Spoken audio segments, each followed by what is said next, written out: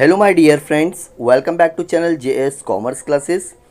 इस वीडियो में हम डिस्कस करेंगे टीवाई बीकॉम फिफ्थ सेमिस्टर में अगर आपका 30 अक्टूबर को पेपर है या तो आप कभी भी ये वीडियो देख रहे हैं, मुझे नहीं पता है, तो ये वीडियो आप लोगों के लिए बहुत ज़्यादा इंपॉर्टेंट है। इस वीडियो में हम कवर कर रहे हैं most important question with explanation, मतलब आपको आंसर भी मिलेगा। समझ में आ रहा है क्या बोल रहा हूँ? इंपॉर्टेंट क्वेश्चन तो है ही, साथ में आपको एक्सप्लेनेशन भी देने की कोशिश करूँगा। तो ये वीडियो आप लोगों के लिए समझिए कि एक भगवान के रूप में आ रहा है। ये अगर आपने इतना किया ना, डेफिनेटली मैं बोल रहा हूँ आप 101% पास हो जाओगे। है तो क्वेश्चन बहुत लिमिटेड है, लेकिन इतना है कि ये पूरा आपको पढ़ना है, इसमें से आपको एक लाइन भी स्किप नहीं करना है, याद रखना है। प्लस अगर आप एटीकेटी स्टूडेंट हो या फिर रेगुलर हो या पहली बार आप पेपर दे रहे हो इकोनॉमिक्स का या फिर एटीकेटी स्टूडेंट्स हो, तो दोनों स्टूडेंट्स के लिए वीडियो इंपॉर्टेंट है। और एक चीज़ हमेशा याद रखना, जहाँ से आपको कुछ भी बेनिफिट है उनका हमेशा एहसान चुकाई। तो जैसे अगर आपको लग रहा है कि ये वीडियो आप लोगों के लिए बेनिफिट है, चैनल को सब्सक्राइब कर दो। Again and again don't wait for Modi ji. जैसे मैंने अपने हर वीडियो में बताया हूँ, आपको हर काम मोदी जी के बोलने पे नहीं करना है। कुछ ऐसे काम होंगे जो आपको खुद डिसीजन लेना होगा, जैसे कि चैनल को सब्सक्राइब करना है, ठीक है। तो बहुत सारे स्टूडेंट्स के चेहरे पे एक अच्छी सी मुस्कुराहट आ गई होगी। इसी मुस्कुराहट के लेकर हम लोग क्या करेंगे, हमारे क्वेश्चंस को स्टार्ट करेंगे। इसका पूरा पीडीएफ भी, आपको पीडीएफ कैसे मिलेगा वो सारी चीज़ें मैं वीडियो के एंड में बता दूंगा। कुछ शॉर्ट नोट है इसमें और कुछ लॉन्ग आंसर है, तो शॉर्ट नोट के लॉन्ग आंसर में भी आ सकते हैं और लॉन्ग आंसर आपको शॉर्ट नोट में भी आ सकते हैं। तो ऐसे तो आपके इकोनॉमिक्स में आंसर बहुत लेंदी होते हैं, लेकिन अगर आप मीनिंगफुल आंसर लिखते हो, हाफ एंड पेज मतलब 15-20 लाइन का है, 10 लाइन का भी अगर आंसर लिखते हो, 7 मार्क्स का है, डेफिनेटली कोई भी प्रोफेसर आपको 4 या 5 मार्क्स आराम से देगा। याद रखना है, अगेन एंड अगेन मैंने हर अपने वीडियो में बताया हूँ, इकोनॉमिक्स का आंसर आपका क्या होना चाहिए, मीनिंगफुल होना चाहिए, कंसेप्चुअल होना चाहिए, टेक्निकल वर्ड यूज होना चाहिए जो इकोनॉमिक्स के लैंग्वेज में होता है। तो जो सबसे पहला है आपका explain the rational NEP, national education policy 91। ये अगर आपको कुछ भी क्वेश्चन आएगा, सबसे पहले आप लोग लिख सकते हो इन 1990 से लेकर 1991 India face economic crisis in the following way and they provide the reason for implementation. Implementation मतलब लागू करना, मतलब कुछ लेके आना, इम्प्लीमेंट करना है। नी इकोनॉमिक, सॉरी हाँ, ई फॉर एजुकेशन नहीं है, E for economic, sorry for date, ठीक है। माफ़ी मांगता हूँ, आपसे माफ़ी चाहता हूँ वो जो अगर मैंने आपको गलत उसका फुल फॉर्म बताया हो, तो इतना लिख देंगे। क्राइसिस का मतलब कमी होना, लॉस जैसे, ठीक है। फिशियल क्राइसिस जैसे the physical situation in India hand under mounting pressure specially since 1980 से आया था due to the wide spring gap between the revenue and the expenditure. तो सीधी सी बात है, ये लॉस इस डेफिशिट कब आता है, लॉस कब होता है, फिशियल कब आता है, जब आपके खर्चे ज़्यादा हो जाते हैं और क्या हो जाता है, रेवेन्यू कम हो जाती है, तब ये सारी चीज़ें हो जाती है। डन। चलो सब लोग मेरे साथ में बोलेंगे फिजिकल क्राइसिस। देखो वीडियो में ही याद करवाने की कोशिश करूँगा, साथ में एक बुक लेके बैठो, याद करो लिखो, याद करो लिखो। Balance of payment crisis, the gulf crisis 1990 led to unprecedented crisis in balance of payment. मतलब सोचा नहीं था वैसा हमारा क्या हो गया था, क्राइसिस मतलब फिर से कमी आ गई थी। हाई टूफल हेनरी pressures, the wholesale price in India rose at an annual rate, मतलब इतनी महंगाई से इतना बढ़ते जा रहा था ना, वो जो होल सेल रेट था बहुत ज़्यादा बढ़ रहा था, ठीक है। अगर 3 पॉइंट लिखे, अगर ये 7 मार्क्स का क्वेश्चन आता है तो डेफिनेटली आपको 3 से 4 मार्क्स मिलेंगे। मैं नहीं बोल रहा जो आपके साथ में मैं शेयर कर रहा हूँ वो पूरे 7 के 7 मिलेंगे। मैं कोशिश करूँगा कि हर बच्चा पास होना चाहिए। और अगर आप एग्ज़ाम के एक दिन वीडियो पहले देख रहे हो तो यहाँ से आपको बहुत सारी चीज़ें सीखने मिलेगी। Next, discuss the role of social infrastructure in health care. Social infrastructure is aim reducing the poverty. सबसे पहले तो गरीबी को कम करना है। अनइक्विटी अपॉर्चुनिटीज़, मतलब अपॉर्चुनिटीज़ सबको मिलना चाहिए। Improving the delivery of education, अच्छी एजुकेशन होनी चाहिए। हेल्थ केयर अच्छी होना चाहिए, किसमें, लोगों में। Value of maturity. देन सबसे पहले human development. Human development is the process of expanding the people choice and opportunities improving the. लोगों को ना एक मौका मिलना चाहिए एक्सपांड होने का, चॉइस अपॉर्चुनिटीज़, भाई मेरे को क्या करना है, ये सब मेरे पर डिपेंड होगा। Economic growth, improvement in education system, health care facility and provision buying needs people necessity to develop the human resource, ये सारी चीज़ें होना चाहिए तभी तो ये पॉसिबल होगा। तो पैसे की बढ़ोतरी। Positive externalities, positive externality is a benefit enjoyed by the third party has a result transaction. मतलब देखो बाहर के लोग कुछ अगर कर रहे हैं तो पार्टी ट्रांजैक्शन होता है ना, उसी को कहा जा रहा है। Quality of life, it include life satisfaction from the health, comfort, education, income, family, religious, psychology, condition. मतलब हर जगह से इंसान को अच्छे से होना चाहिए, हेल्थ अच्छी होना चाहिए, कंफर्ट फील होना चाहिए, एजुकेशन मिलना चाहिए, इनकम अच्छी होना चाहिए, फैमिली बहुत इंपॉर्टेंट है, सारी चीज़ें। Productive efficiency, this improve the physical and intellectual capability of. देखो प्रोडक्टिव कब होगा, जब आप फिजिकली और दिमाग से और तंदुरुस्ती से, सेहत से आप क्या होगे, सही होगे। बेटर रिसोर्स यूटिलाइजेशन, जो भी आपके पास में है उसको प्रॉपरली यूज़ करना है, उसी को हम लोग कहते हैं better utilization. Higher aspiration, they also demand the better quality of service from the government.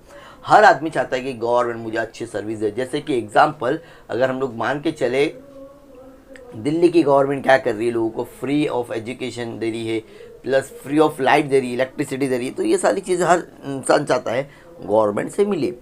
Social changes, spread of education is essential to bring about the changes. आज क्या हो रहा है, आज आप लोग ग्रेजुएशन क्यों दे रहे हो, ताकि आपको पता है पढ़ोगे तो कुछ होगा, बिना पढ़े कुछ नहीं होगा। ये पॉइंट उसी के रिलेटेड है। Done done. Various advantages of foreign direct investment, FDI 100% आने का चांसेस। शॉर्ट नोट या ब्रीफ में, FDI investment is that is a made acquires lasting interest in the enterprise operating in economy. The investor purpose being have effective voice of a management of the inter. मतलब दो बाहर के लोग होता है fix direct investment, ठीक है। FDI is a calculation include the all kind of capital, जहाँ पर भी आप पूरा पैसा लगा दो वैसा कुछ। द री investment of earning in the transfer asset between the parent company and it's subsidiary company considering significant. तो पेरेंट कंपनी मतलब खुद की और सब्सिडरी मतलब जिसके नाम पे चल रही है। जैसे फॉर एग्जांपल मेरा जेएस कॉमर्स क्लासेस है, लेकिन पैसा किसी और का है, सब ये सारी चीज़ें इसमें हो जाती हैं। Form undertake the FDI become a multinational company. इससे क्या होता है, तो पैसा मिल रहा है तो आप मल्टीनेशनल कंपनी बन सकते हो, बस हो गया, इतना लिखोगे। Explain the features of agriculture policy. Features of agriculture policy क्या है, national agriculture policy 2000 has incorporate. कब आया था याद रखना है, यह आपको ऑब्जेक्टिव में भी आ सकता है माय डियर स्टूडेंट्स। सबसे पहले क्या होगा उससे, इफिशिएंसी इन एग्रीकल्चर, अच्छे से काम होगा। Tax reform, the new tax law in the form of GST which was rolled out the 30th June midnight expected to favourable. ऐसा होना चाहिए जो अभी जीएसटी आया है वो फेवर किसके फ़ायदे में है, वो फार्मर के फ़ायदे में है। Infrastructure facility, the increase in the production of agriculture can not be achieve. तुमने बहुत सारी खेती कर ली है, आपके पास में बहुत सारी चीज़ मतलब प्रोडक्शन है, लेकिन जब तक इंफ्रास्ट्रक्चर अच्छा नहीं होगा, ट्रांसपोर्ट अच्छा नहीं होगा, क्या वो सारी चीज़ें जा सकती है, नहीं। Insurance scheme, insurance policy scheme introduce to cover the activity right from the saving set. देखो आपको पता होगा कि अभी इंश्योरेंस हर चीज़ का हो रहा है, तो उसी तरह फार्मर भी इंश्योरेंस लेते हैं। भाई अगर खेती नहीं हुई, ये हुआ, तो ये सारा कवर होता है इसमें। सच में बोल रहा हूँ, आपको लग रहा होगा, लेकिन जो आजकल का लेटेस्ट ज़माना चल रहा है ना, तो कंपनी उसकी भी गारंटी लेती है, भाई अगर आपके कुछ भी ये यहाँ पे खेती में कुछ भी प्रॉब्लम आती है तो हम लोग इसका पूरा पेमेंट करने के लिए रेडी है। Rural development, change, general changes in the agriculture sector related activities help to. हाँ देखो, जो एरिया में खेती बाड़ी ज़्यादा होती है, एग्रीकल्चर कल्टीवेशन ज़्यादा होता है, डिमांड ऑटोमेटिकली बढ़ता है, सीधी सी बात है। Done, okay. पॉइंट याद करो दोस्त, पॉइंट याद करो, efficiency in agriculture, tax reform, infrastructure facilities, insurance scheme, ये सारी चीज़ें एकदम अच्छे से याद करोगे। Question number 5, critically evaluate agriculture, pricing policy कैसे लेके आना है, मार्केटिंग कैसे करना है, वो सारी चीज़ों को इसमें एकदम शॉर्ट में समझाने की कोशिश किए हैं। Difficulty in deciding the fair price, कितना प्राइस रखना चाहिए, बहुत प्रॉब्लम आती है। Price fix by the government, अच्छा, क्या लिखा है, प्राइस तो फिक्स करती है government. Have attract great deal attention in the recent pass following farmer agriculture, मतलब रेम्यूनेटिव प्राइस के हिसाब से, मतलब भाई उनका भी प्रॉफिट होना चाहिए, किसका, फार्मर का। No integration between the different criteria, अलग अलग कुछ भी रुकावट नहीं आना चाहिए। In determining the procurement price agriculture price commission consideration, सारी चीज़ों को क्या किया जाता है, जमा करके ही कुछ चीज़ें होती हैं। बेनिफिट टू लार्ज फार्मर, अच्छा इसमें बड़े बड़े फार्मर का क्या फ़ायदा है, देखते हैं। Given the significant difference inter size, inter class, inter religion in the inter crop in the level of, marketing करने के लिए बहुत ज़्यादा फ़ायदा होता है। जितना बड़ा होगा आपका मतलब फार्मर, वो उतने लेवल पे क्या कर सकता है, अपने जो भी वो कल्टीवेशन कर रहा होगा वो सेल करेगा। Impact on rural poor, the government assume that increase in the agriculture price lead to the higher return to the farm. दो, जितना ज़्यादा फार्मर को प्राइस मिलेगा ना, उतना लोगों को भी फ़ायदा होगा। मतलब तो अगर कोई चीज़ महंगाई हो रही तो कहीं ना कहीं तो किसी न किसी की तो कमाई बढ़ती है, ऐसा इसमें लिखा हुआ है। नॉट ऑल कमोडिटीज़ कवर्ड, हाँ इसमें ना सारी चीज़ कवर नहीं होती है। Wheat and rice are wholly covered and, हाँ चावल और गेहूँ इसमें कवर होते हैं, ऐसा क्लियरली इसमें क्या किया हुआ है, मेंशन है। आगे very very very very important question है ये भी। Explain the concept of sustainable development in the recent initiative in India. India has made the progress in some unitary mandate sustainable development goal by the initiating and the implementing policy, ये ना India में ना हो रही है। सबसे पहला क्या है, गरीबी को ख़त्म करना है, जो कि पॉसिबल नहीं है लेकिन लिखा है तो हम पढ़ेंगे। The Mahatma Gandhi national rural employment guaranteed, one of the world largest cash transfer programme, ऐसा होना चाहिए। एंडिंग हंगर अचीव, हाँ ये हो रहा है। देखो मतलब गरीब भूखा कोई सोना नहीं चाहिए, तो इसमें बहुत लोग मदद कर रहे हैं। Nutrition in the promote the sustainable agriculture programme under the national, ये उसी के बारे में कुछ दिया है। More than 800 million people. Next, ensure the health life and the promote the well being for all, national rural drinking water programme has expanded. तो पानी के बारे में भी आपको ऐड आता रहेगा उसी के बारे में। अचीव द जेंडर इक्वलिटी, देखो ऐसा नहीं कि खाली लड़के ही सब कुछ कर सकते, लड़कियां नहीं कर सकते, ऐसा यहाँ पे कुछ दिया हुआ है। Women empowered centres are being established for providing the comprehensive service, village level पे भी होना चाहिए, ऐसा यहाँ पर क्लियरली मेंशन है।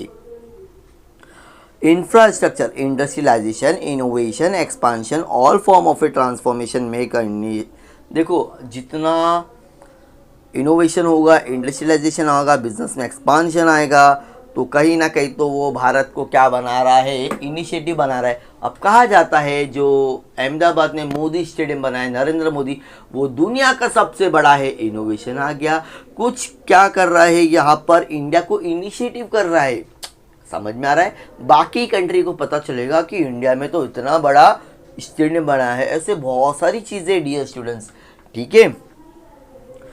Causes and sustainably use ocean seas marine resources भी दिया हुआ है। Strengthening of the marine research, developing eco friendly technology based marine industrial, ये जो मरीन जो पानी के अंदर का है उसके बारे में बताया है। ग्लोबल पार्टनरशिप, टैक्स रिफॉर्म का मतलब होता है change in the form of implementation of goods and service. पहले था सिर्फ इनडायरेक्ट टैक्स, लेकिन अब आ चुका है जीएसटी, जो बाहर के टैक्स को हम लोग ने क्या किए है, फॉलो किए। Done sir, done. चलो वीडियो अच्छा लग रहा है तो प्लीज़ वीडियो को लाइक करो और अपने दोस्तों के साथ में शेयर करते जाओ, और सिर्फ पॉइंट याद करो, हो सके तो अंदर का भी ना ऑन द स्पॉट याद करके लिखते जाओ, छोड़ो मत। Sources of agriculture finance, agriculture credit can be secured from the various, कहाँ से मिल सकता है, नॉन इंस्टीट्यूशनल। नॉन इंस्टीट्यूशनल मतलब नहीं, देखे रहिए गांव में एक होता है ठेकेदार, वो लोगों को ब्याज पे पैसा देता है, चलो अपने खेती के पेपर रखो, आपको मैं ब्याज देता हूँ, that is known as a non institutional. और इंस्टीट्यूशनल हम लोग किसे कह सकते हैं, इंस्टीट्यूशनल का मतलब होता है एक पूरा सिस्टमेटिकली जहाँ से तुमको लोन मिल रहा है, that is known as a institutional. Let's move. Non institutional credit कहाँ से मिलेगा, at the beginning the planning period the non institutional source played prominent role in the supplying the rural credit. गाँव में ना बहुत अच्छे से सप्लाई मतलब दे रहा था। इन 1951 92 पॉइंट पर, बाप रे, ये पॉइंट याद रखना, मतलब 1951 की बात करें तो 90% से ज़्यादा लोग यहाँ से क्रेडिट लेते थे और ये लोग प्रोवाइड भी करते थे। डन। अब institutional, the share of institutional credit has increase sustainably, मतलब धीरे धीरे within this sector the cooperative, जैसे कि कौन कहाँ से लोन मिल रहा है, cooperative, commercial bank, playing the major role in rural, गांव में बोल सकते हैं या तो फिर एग्रीकल्चर, और गांव में लोन मोस्टली, रूरल में लोन लेते हैं एग्रीकल्चर के लिए। डन। अब कॉजेस ऑफ इंडस्ट्रियल पोल्यूशन, ये अगर आप ओन से लिखोगे तो नहीं चलेगा डियर स्टूडेंट्स, बुक में क्या लिखा है वो देखते हैं। अनप्लान इंडस्ट्रियल ग्रोथ, हम लोग सोच रहे लेकिन प्लानिंग नहीं हुआ, और हम लोग क्या कर रहे हैं, तो industrial growth in the urbanisation India has a progress in unplanned, जैसे देखो सोचा नहीं था वैसे लेकिन बढ़ते जाता है, तो ये कॉजेस है।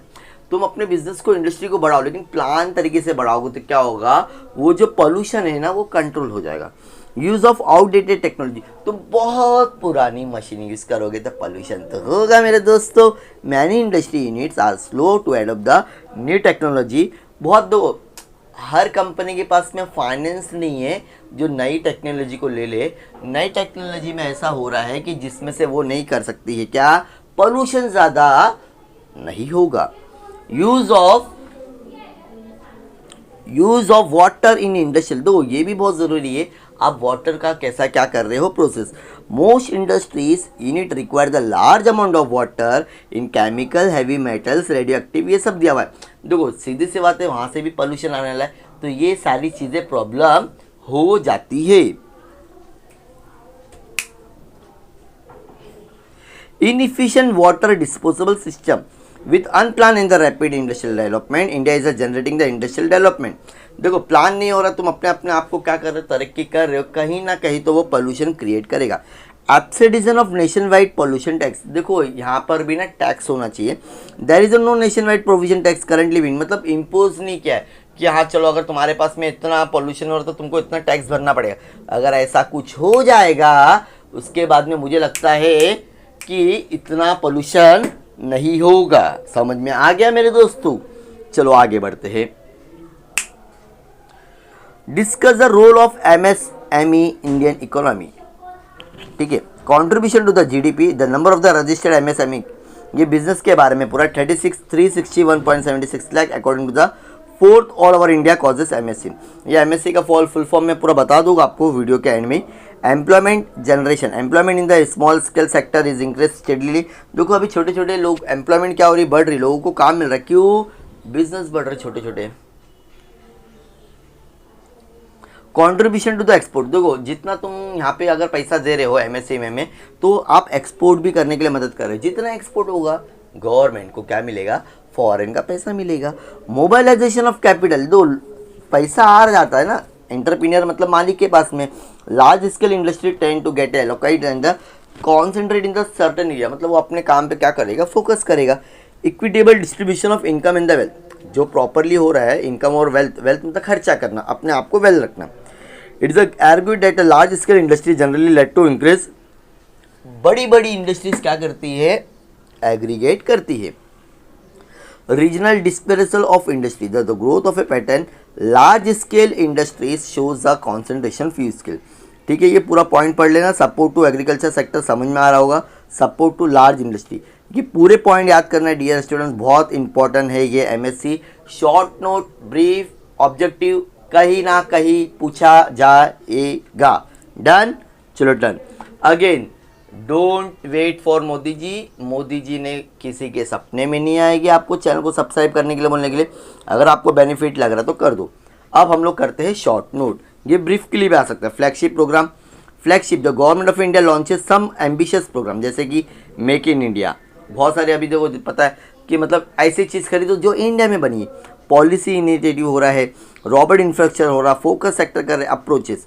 Skill India, national skill development आपने सुने रहेंगे, मतलब लोगों को ना, इंडिया को ना टैलेंट सिखाओ, मतलब काम करना सिखाओ, कुछ तो कला होना चाहिए स्किल मतलब, ठीक है। Investment, invest India, invest India is the officially agency dedicate to the promote and the facilitate the investment, मतलब इंडिया में क्या करना है, हमें इन्वेस्टमेंट करना है।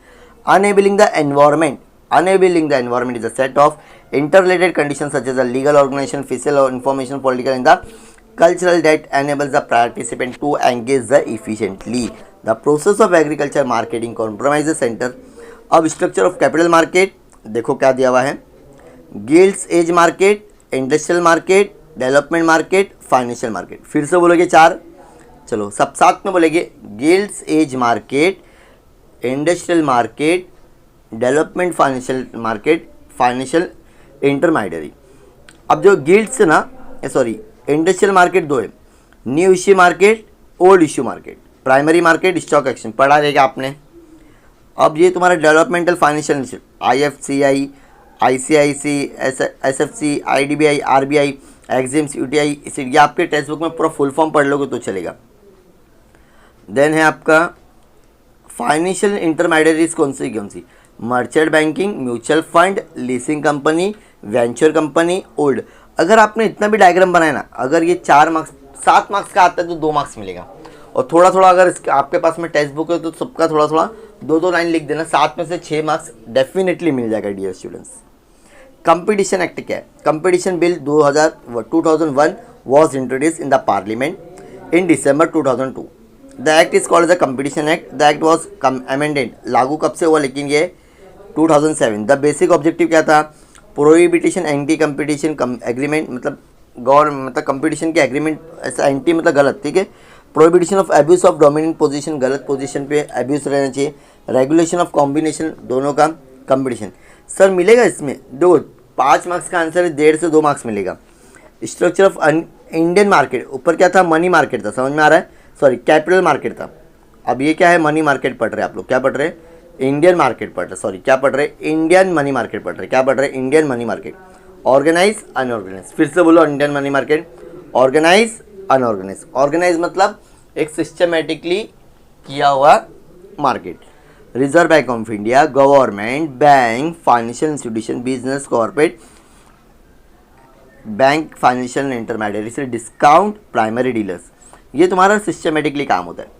Indigenous banker, money lender, unregulated non bank, financial institution, intermediaries, chit fund, BCC, nidhi, सुने रहेंगे, लोन कंपनी, ये सारी चीज़ें आपके अनऑर्गेनाइज है, मतलब यहाँ पर आपका पूरा सिस्टमेटिकली काम नहीं होता है। और ऑर्गेनाइज मतलब सिस्टमेटिकली। ये आपका ब्रीफ क्वेश्चन में भी आ सकता है अगर आप अंदर की 2-2 लाइन पढ़ते हो। जैसे रिजर्व बैंक ऑफ इंडिया आपको पता है जो क्या करती है, मेन सभी बैंक को कंट्रोल करती है, गवर्नमेंट क्या है, ये सारी चीज़ें अगर आप लिखते हो 2-2 लाइन, अगर ब्रीफ के लिए आता है तो आप इतना लिखोगे तो भी चलेगा। SEBI, promotion and development of a capital market. SEBI क्या करता है? प्रमोशन करता है। आगे one of the important role of the SEBI क्या है? प्रमोशन करता है कैपिटल मार्केट को। रेगुलेटरी रोल, रेगुलर पूरा कंट्रोल करता है, किस पे करता है? सिक्योरिटीज मार्केट पे। प्रोटेक्शन ऑफ इंटरेस्ट, मतलब अगर मैं अपना पैसा लगा रहा हूँ शेयर्स, तो मुझे अगर कुछ भी लूटा जाएगा कंपनी थ्रू तो मैं जाके सेबी में कंप्लेन, जैसे अगर मेरे को लग रहा है बैंक मेरे साथ में गलत कर रहा है तो मैं जाता हूँ RBI में, ठीक उसी तरह से अगर मुझे लग रहा है शेयर मार्केट में कुछ भी गड़बड़ हो रही है तो मैं जा सकता हूँ सेबी में। तो इसके लिए ठीक है, तो ये इंटरेस्ट हमारे लिए काम करता है, समझो। Investor education, SEBI has role the educating investor, मतलब इन्वेस्टर अगर हम लोग अपना पैसा लगा रहे तो अपने को नॉलेज देता है। कौन? अपने को सतर्क रहने बोलता है। कौन? सेबी। स्टॉक एक्सचेंज, ठीक है, security exchange, board of India. Inventors grievance redressal, ये एक और है, हमारी ना कंप्लेन भी सॉल्व करता है। SEBI plays the another role redressing the investor grievance. Redressing मतलब सॉल्व करना, ग्रीवेंस मतलब हमारी जो भी कंप्लेन होगी इसको क्या करेगा? सॉल्व करेगा। That's all my dear friends, we have completed almost all important question with solution. So kindly share with your friend. If you learn this much, that means you are pass, you will be definitely pass. Don't worry, you have to come, you have to learn the objective also to get a 20 marks in that. If you get a 15 marks or 10 marks also is enough to score the 50 marks. जो मैंने आप लोगों के साथ में share किया हूँ और इसके पहले भी जो PDF शेयर किया हूँ, अगर एक्स्ट्रा क्वेश्चन पढ़ सकते हो तो आपकी बहुत मेहरबानी होगी, या तो इतना भी पढ़े तो भी आपको अच्छा खासा। अभी आप लोगों के साथ में मैंने 15 से 20 क्वेश्चन एक्सप्लेनेशन दिया हूँ। अगर 6 क्वेश्चन भी आता है, अगर 5 मार्क्स का भी आता है, 30 मार्क्स हो गया ना मेरे दोस्त। अगर 20 भी मिला, 20 ऑब्जेक्टिव में कवर करो, लेकिन ज़्यादा ही आएगा, डोंट वरी फॉर डैट। कोशिश यही रहेगी जो मैं आप लोगों के साथ में शेयर कर रहा हूँ, एक PDF और एक्स्ट्रा शेयर कर रहा हूँ। मैंने समझाने में मुझे लगे इसके लिए पूरे 30 मतलब आधे घंटे पकड़ के चलिए 30 मिनट्स। अगर आप इसको आधे घंटे में 3 आंसर भी एकदम अच्छे से बाय हार्ट करते हो तो ये 3 घंटे का पूरा आपके पास में है। उसके बाद में आप एक्स्ट्रा क्वेश्चन आंसर जो मैंने ऑलरेडी आपके साथ में शेयर किया हो उतना कैसे भी करके आपको करना है। डन फ्रेंड्स, तो जल्दी से अपने दोस्तों के साथ में शेयर कर दो। और पास होना है तो चैनल को सब्सक्राइब कर दो। आगे की और भी अपडेट चाहिए तो भी चैनल को सब्सक्राइब कर दो। मतलब चैनल को सब्सक्राइब करने का कोई भी चार्जेस नहीं है। जल्दी से जल्दी अपने दोस्तों के साथ में शेयर करो। वीडियो इन्फॉर्मेटिव लगी तो प्लीज़ वीडियो को लाइक करना और एक अच्छा सा कमेंट कर देना। बहुत मेहनत लगती है आप लोगों के लिए ऐसे वीडियोस लेके आने के लिए। Thank you so much. Bye bye.